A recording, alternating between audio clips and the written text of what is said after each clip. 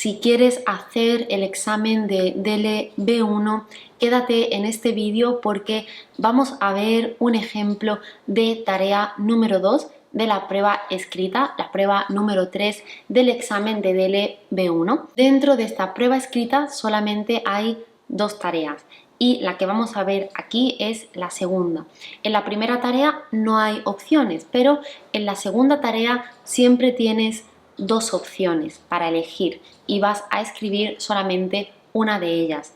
Las opciones tienen temas completamente distintos, pero lo que siempre te piden es escribir un mensaje en un foro o en un blog e incluso pueden pedirte escribir una entrada de diario. Para este vídeo voy a comentar la tarea que veis en pantalla, es una tarea número 2, opción 1. Como siempre hay unas instrucciones, un pequeño texto y además unas pautas. Estas pautas, estos puntos, es sobre lo que tú tienes que escribir. Y dice así la tarea número 2. Lea el siguiente texto de un blog de urbanismo.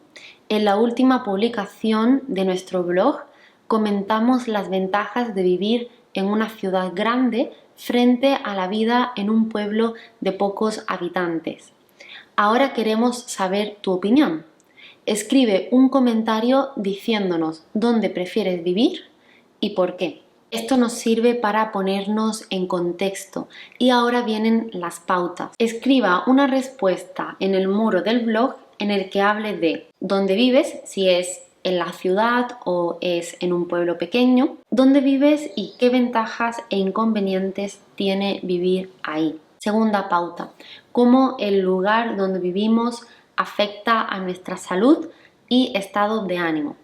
Y por último, si te gustaría vivir en un lugar con más o menos habitantes y por qué. Bueno, pues esas son las pautas. Te animo a parar el vídeo y a escribir y contestar a estas pautas. Y ahora te voy a enseñar un ejemplo de respuesta. Este es un ejemplo de respuesta válido. Te voy a explicar por qué tiene una buena nota.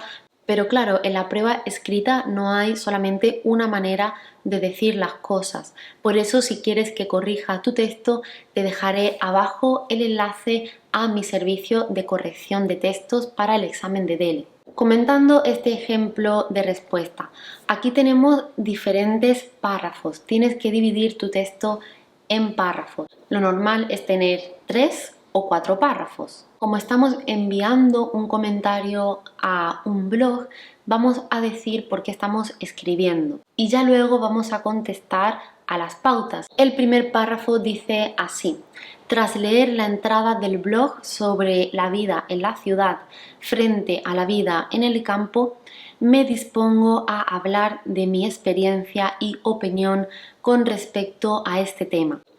Esta frase, esta estructura la puedes coger tal cual porque es una muy buena estructura para decir por qué estás escribiendo este comentario. Como es muy probable que en tu examen de DELE, en la tarea número 2, tú tengas que enviar un mensaje a un foro, puedes aprenderte esta estructura y cambiar las palabras específicas de esta tarea por las palabras específicas del tema que tú tengas que tratar el día de tu examen. Por ejemplo, aquí se dice, tras leer la entrada del blog sobre, y ahí pones de lo que va el blog en concreto, en este caso la vida en la ciudad frente a la vida en el pueblo, y el resto lo dejas igual. Me dispongo a. Me dispongo a es decir como que estoy listo, estoy lista para hablar de una cosa. Voy a hablar de algo, me dispongo a hablar. Es una manera un poco más avanzada de decir eso. Vamos, que tú empiezas así tu tarea escrita y ya le das una muy buena impresión al corrector. Para empezar, es un marcador del discurso que ayuda a organizar las ideas. Siempre tienes que poner marcadores del discurso en tu prueba escrita. Te dejaré por aquí un vídeo donde te doy algunos de esos marcadores discursivos. En este texto en concreto tenemos para empezar, ya que, no obstante, en cuanto a, también, sin embargo, sin lugar a dudas y a pesar de esto. Te recomiendo aprenderte muy bien los marcadores discursivos y utilizar un mínimo de 4 dentro de tu tarea escrita. Para empezar, nunca he probado la vida en un pueblo, ya que desde siempre he vivido en grandes ciudades, siempre justificando lo que decimos, ya que es un sinónimo de porque. Nunca he probado. Aquí estoy utilizando el pretérito perfecto compuesto. He probado y he vivido. Cuando hablamos de nunca y de siempre, el presente engloba ese nunca o ese siempre. En esas ocasiones hay que utilizar este tiempo verbal. Si aún dudas con los tiempos verbales de pasado, tengo este vídeo muy útil donde te lo explico de una manera diferente, conceptual, que te va a ayudar mucho a entender cuándo utilizar un tiempo verbal de pasado frente a otro tiempo verbal de pasado. No obstante, he saboreado un poco de esa vida cuando visitaba a mis abuelos durante el verano. He saboreado. Saborear significa probar. Sobre todo saborear se refiere a los sabores, a probar con el gusto. Aún así, de una manera más metafórica, se utiliza saborear para decir intentar o probar algo. Cuando visitaba a mis abuelos durante el verano. Cuando visitaba, aquí estoy utilizando cuando más el pretérito imperfecto porque estamos hablando de una rutina en el pasado. El visitar a los abuelos es una acción que se prolonga en el pasado, que sucede de manera repetida. Además que es una acción que pasa de manera simultánea con otra. Ha saboreado mientras que simultáneamente visitaba a sus abuelos. En cuanto a, lo utilizamos para introducir un tema nuevo. Hay otra manera de decir esto que es en lo que se refiere a. Y el ejemplo dice así: en cuanto al lugar en el que vivo, llevo 20 años residiendo en Barcelona. Aquí está hablando ya de dónde vive, en este caso en una ciudad grande. Lo mejor de vivir aquí es la inmensa oferta cultural. Inmensa significa grande. Y también las oportunidades de trabajo.